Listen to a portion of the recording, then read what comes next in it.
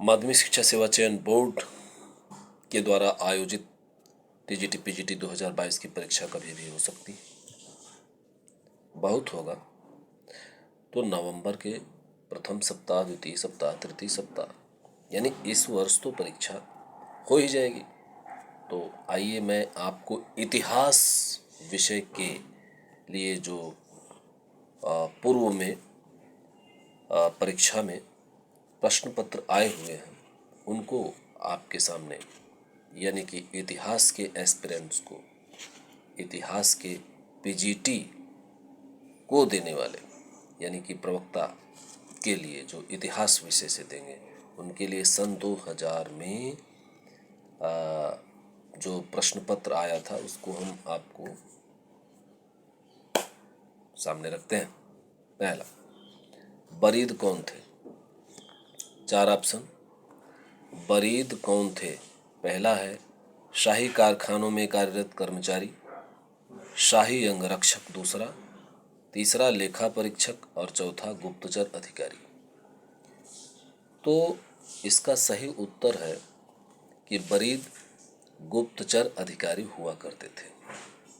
बरीद गुप्तचर अधिकारी हुआ करते थे।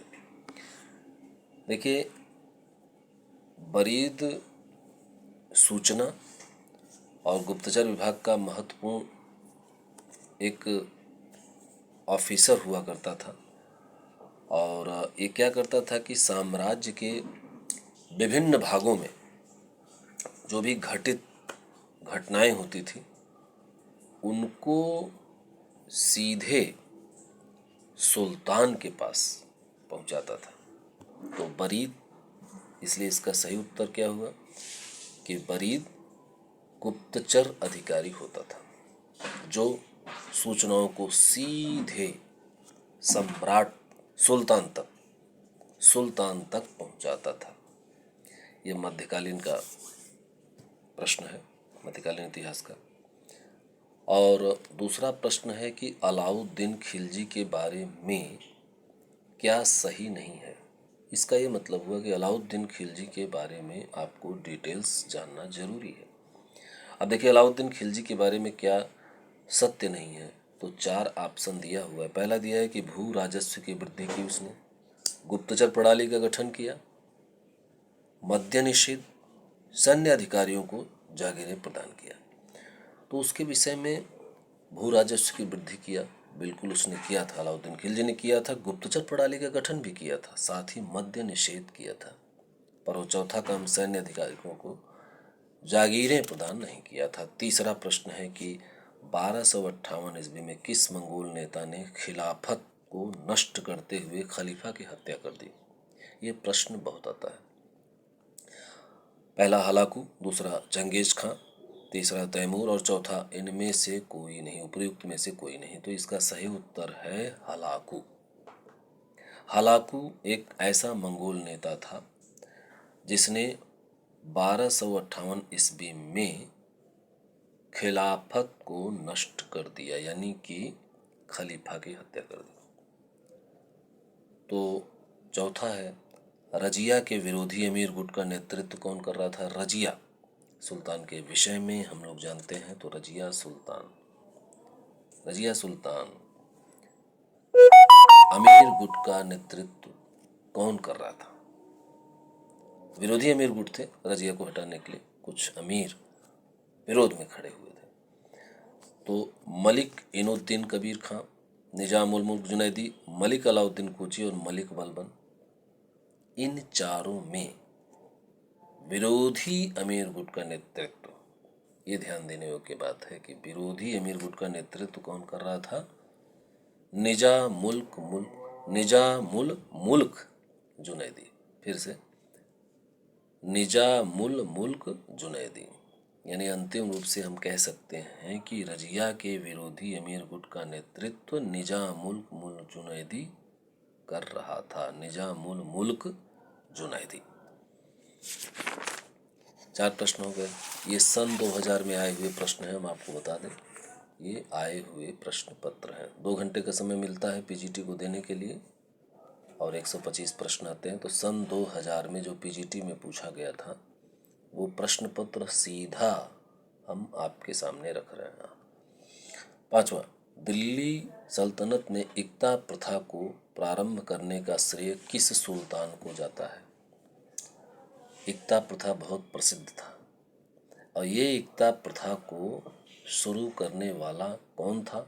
इल्तुतमिश की बलबन की रजिया के अलाउद्दीन खिलजी। सही उत्तर है इल्तुतमिश। तो दिल्ली सल्तनत में प्रचलित इक्ता प्रथा के तहत क्या होता था? भूमि के विशेष खंडों के राजस्व का अधिकार सैनिक और असैनिक पदाधिकारियों को उनके वेतन के बदले दे दिया जाता था। वेतन न दे करके दे दिया जाता था विशेष खंड भूमि का कि ये आप लीजिए। तो इल्तुतमिश दिल्ली का ये सल्तनत का पहला सुल्तान था जिसने भारत में प्रचलित सामंती प्रथा को समाप्त करने के लिए क्या किया? इस प्रथा की यानी इक्ता प्रणाली यानी इक्ता प्रथा की शुरुआत की। तो इसका सही उत्तर है क्या? कि इल्तुतमिश दिल्ली सल्तनत का इक्ता प्रथा प्रारंभ करने का श्रेय पाने वाला सुल्तान है। छठा प्रश्न, इल्तुतमिश द्वारा सत्ता ग्रहण करने का क्या आधार था?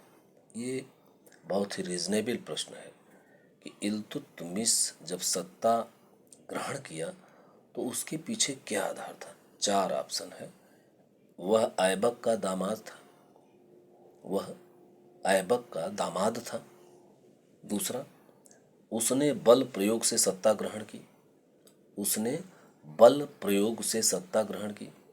तीसरा, दिल्ली के तुर्क अमीरों व सैन्याधिकारियों ने उसका चयन किया। चौथा, लाहौर स्थित अमीरों द्वारा वह चयनित हुआ। देखिए, इल्तुतमिश को सत्ता कैसे मिली? सीधा सीधा यही प्रश्न है एक तरीके से। तो इल्तुतमिश को सत्ता कैसे मिली थी?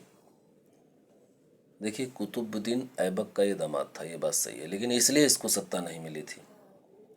बल प्रयोग करके उसने सत्ता बिल्कुल नहीं पाई थी इल्तुतमिश ने जब कुतुबुद्दीन ऐबक का मृत्यु हो गया तो आराम शाह सुल्तान बना, परंतु अनेक योग्य तुर्क मलिकों ने कहा कि आराम शाह का ये जो सिलेक्शन हुआ है यह गलत है, और उन्होंने उस वक्त जो इल्तुतमिश था वो उस समय बदायूं में इक्तेदार था और इसी को आमंत्रित कर दिया और बिना किसी कठिनाई के दिल्ली की गद्दी पर इल्तुतमिश को बैठाया गया। तो इस तरीके से दिल्ली के तुर्क अमीरों ने और सैन्य अधिकारियों ने इल्तुतमिश का चयन किया। बहुत अच्छा प्रश्न था ये। और इसी टाइप के प्रश्न से हमारा सिलेक्शन रुकता है या फिर होता है। 7वां प्रश्न, महमूद गजनवी को परास्त करने हेतु राजपूत शासकों के संघ का नेतृत्व किसने किया था? महमूद गजनवी को परास्त करने हेतु राजपूत शासकों ने एक संघ बनाया था, तो उसका नेतृत्व किसने किया था? पृथ्वीराज चौहान, जयचंद, चंदेलगन या जयपाल? उस संघ का नेतृत्व किया था जयपाल ने।